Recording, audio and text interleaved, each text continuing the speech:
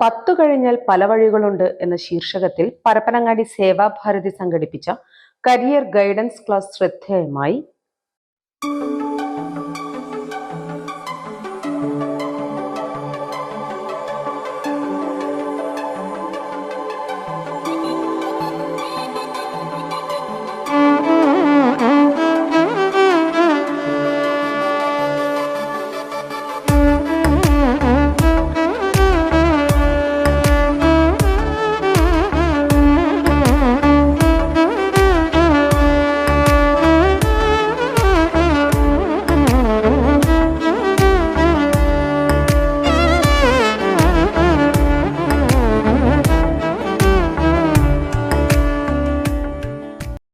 വിദ്യാർത്ഥികൾക്ക് ദിശാബോധം നൽകുന്നതിനായി പരപ്പനങ്ങാടി സേവാഭാരതി ചരൈവേദിയുടെ ആഭിമുഖ്യത്തിൽ പരപ്പനങ്ങാടി കൊടപ്പാളി പരപ്പനാട് ഹെർബൽ ഗാർഡൻസിൽ സംഘടിപ്പിച്ച career guidance and motivation class ശ്രദ്ധേയമായി.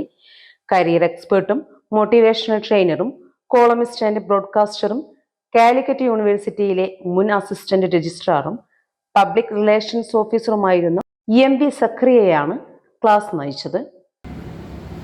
വില്ലേജ് ഓഫീസർ ആകാൻ എന്താണ് വിനായകൻ, ഈ വിനായകന് സാധ്യമാണോ? ഈ 10ാം ക്ലാസ് മാത്രമേ ഉള്ളൂ. മതിയോ? മതിയെന്ന് അഭിപ്രായമുള്ളവരുണ്ടോ? വെറും 10ാം ക്ലാസ് വെച്ച് തഹസീൽദാരാകാം, വില്ലേജ് ഓഫീസർ ആകാം എന്ന് തോന്നുന്ന ആരെങ്കിലും നിങ്ങൾക്കറിയാം? നിങ്ങൾ തോന്നുന്നുണ്ടോ? 10ാം ക്ലാസ് വെച്ചിട്ട് യെസ് ഓർ നോ? നോ. ആ കുട്ടി നോ പറഞ്ഞു. അദ്ദേഹം എന്ത് പറയുന്നു? എന്നാൽ യെസ് ആണ് ഉത്തരം. വെറും 10ാം ക്ലാസ് ഉണ്ടെങ്കിൽ നിങ്ങൾക്ക് എൽ ഡി ക്ലർക്ക് എഴുതിയിട്ട് പരീക്ഷ എഴുതിയിട്ട് തഹസീൽദാരും അതിനപ്പുറത്ത് അഡീഷണൽ ഡിസ്ട്രിക്ട് ADM വരെ പോകാം.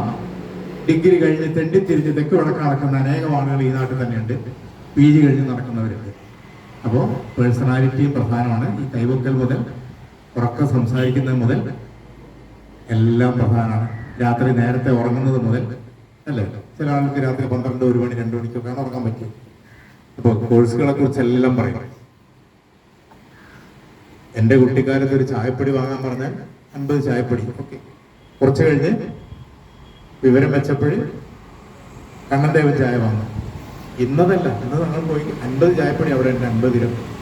അപ്പൊ ലോകത്തിന്റെ പല ഭാഗത്തും നമ്മൾ നോക്കിയെടുക്കും. സൂപ്പർ മാർക്കറ്റ്, വലിയൊരു സൂപ്പർ മാർക്കറ്റിലേക്കാണ് നമ്മൾ പ്രവേശിക്കുന്നത്.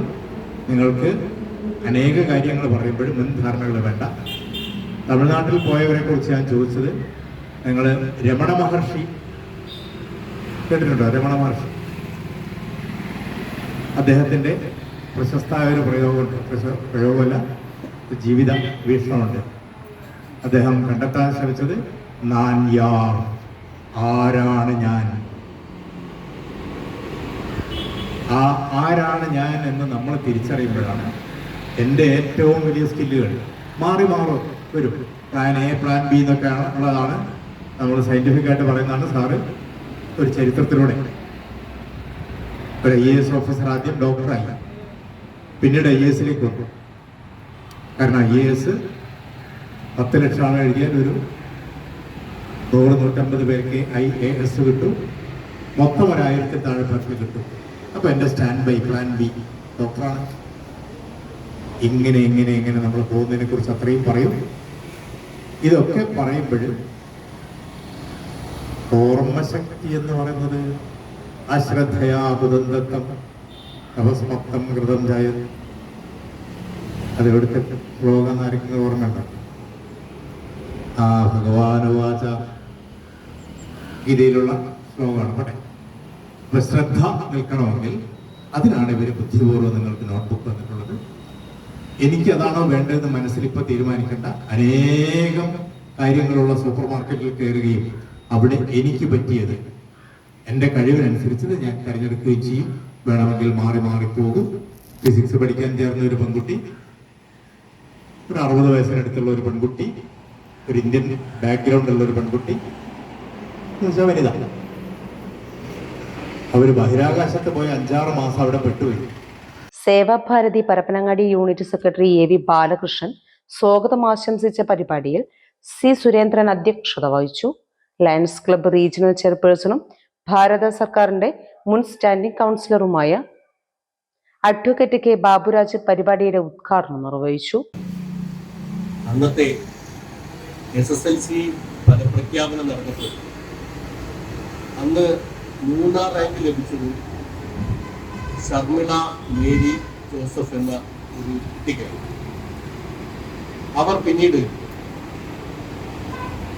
പ്രീ ഡിഗ്രിക്ക് ശേഷം MBBS ചേർന്നു. അത് തുടർന്ന് പിന്നെ MD പഠിക്കുന്ന സമയത്താണ് അവർക്ക് എന്താണ് തൻ്റെ കരിയർ, എന്താണ് താൻ എന്തായി തീരണം എന്ന കാര്യത്തെക്കുറിച്ച് ബോധം അവരുടെ മുന്നിൽ ഉത്തരമായ ഒരു ആഗ്രഹം വരികയും 1996 അവർ സിവിൽ സർവീസ് എഴുതുകയും പിന്നീട് സിവിൽ സർവീസ് രംഗത്ത് വന്ന് പലവിധ പ്രശ്നങ്ങൾ വഹിച്ചു. കഴിഞ്ഞ ഒരാഴ്ചയ്ക്ക് മുമ്പ് ഹയർ സെക്കൻഡറിയുടെ പ്രിൻസിപ്പൽ സെക്രട്ടറി ആയിരുന്ന അവർ ഹൈസ്കൂളിൻ്റെ കൂടി ചാർജ് ഏറ്റെടുക്കുകയും മിനിയാന്ന് ഒരു നിയോഗം പോലെ നിങ്ങളുടെയൊക്കെ റിസൾട്ട് പ്രഖ്യാപിച്ചത് ഈ IAS ഉദ്യോഗസ്ഥർ. ദേശീയ സേവാ ഭാരതി ജില്ലാ president retired major subedar T Krishnan സേവാ സന്ദേശം നൽകി. എനിക്ക് ഇവിടെ പറയുവാനുള്ളത്, ഇവിടെ SLC പാസ്സായിട്ടാവട്ടെ +2 പാസ്സായിട്ടാവട്ടെ വന്നിരിക്കുന്ന കുട്ടികൾ ആരും മോശക്കാരില്ല. ഞാൻ പറയുകയാണ്, ഏറ്റവും ലോവസ്റ്റ് മാർക്ക് വാങ്ങിയിട്ടുള്ള SLC പഠിച്ചിട്ടുള്ള കുട്ടിക്കും സീറ്റ് കിട്ടും. കിട്ടിയിട്ടില്ലെങ്കിൽ നിങ്ങൾക്ക് എന്നെ അപ്രോച്ച് ചെയ്യാം. ഞാൻ ടെക്നിക്കൽ സൈഡിൽ, എഞ്ചിനീയറിംഗ് സൈഡിൽ അവന് സീറ്റ് കൊടുക്കുന്നതായിരിക്കും സെൽഫ് ഫിനാൻസ് കോളേജിൽ. വിദ്യാഭ്യാസ അയാങ് coordinator C Chandini, N Girish എന്നിവർ സംസാരിച്ചു. പരപ്പനാടൻ പൾസ്.